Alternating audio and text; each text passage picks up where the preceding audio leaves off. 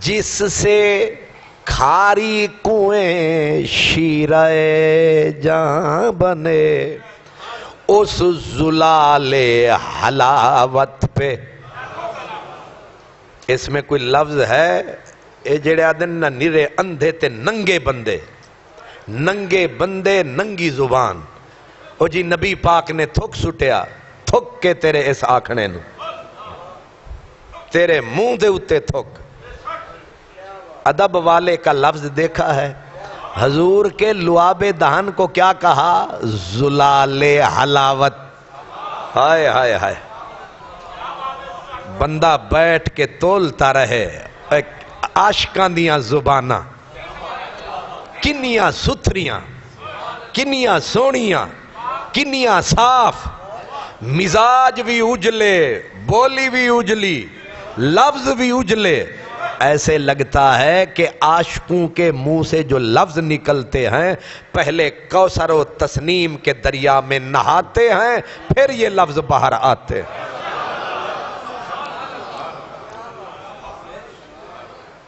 میں آپ کی خدمت میں عرض کرتا ہوں میرے پیارے بھائیو، باقی بھول جاؤ، بخاری ہے، مسلم ہے، کہاں لکھا ہے کہاں نہیں لکھا، جب بھی کوئی بولے اس کے لفظوں سے اندازہ کر لیا کرو کہ بندہ کون ہے۔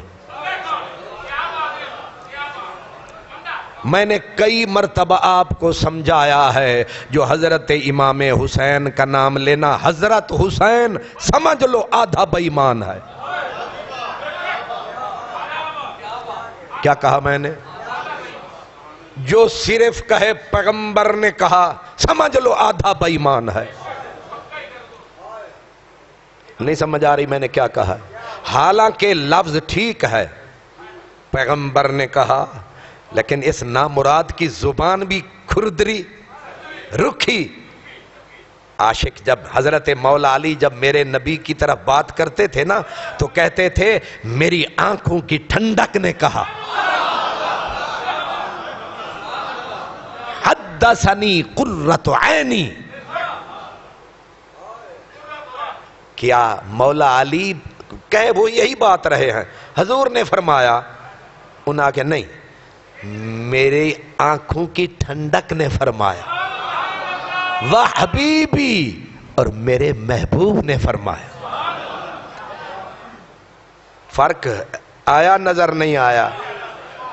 حالانکہ بات ایک ہی ہے، لفظوں میں بات بدل گئی اور اندر کا پتہ چل گیا کہ اندر گند ہے یا اندر خوشبو ہے۔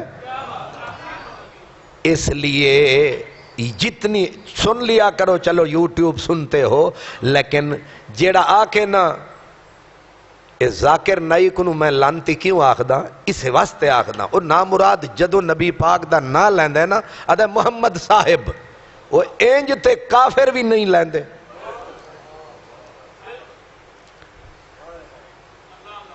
ہوش میں آؤ، ہوش میں، بڑے تھرمامیٹر کی ضرورت نہیں، اتنا ہی کافی ہے جب کوئی بندہ نبی کا نام لے وہیں سے چیک کر لو کہ اندر کیا ہے۔ اس لیے میں کہا کرتا ہوں جو بندہ نبی پاک کا، اللہ کے پیاروں کا نام محبت سے لے لے، سمجھ لیا کرو کہ اندر خوشبو ہے۔ تو ایک مثال میں نے آپ کو دی مولا علی پاک کی، تو میں نے خالی علی پاک نہیں کہا، مولا علی۔ میں امام حسن کا نام لیتا ہوں، امام کے بغیر میرے منہ پہ لفظ آتا ہی نہیں ہے۔ ظلم ہے ظلم، اپنے ٹکے ٹکے کے ملوانے کو امام کعبہ، امام مسجد نبوی، امام شاہی مسجد، امام مسجد صدیقیہ، واہ بھائی واہ، یہ تیری ڈیڑھ اٹلی مسجد دا تے مولوی امام تے حسین۔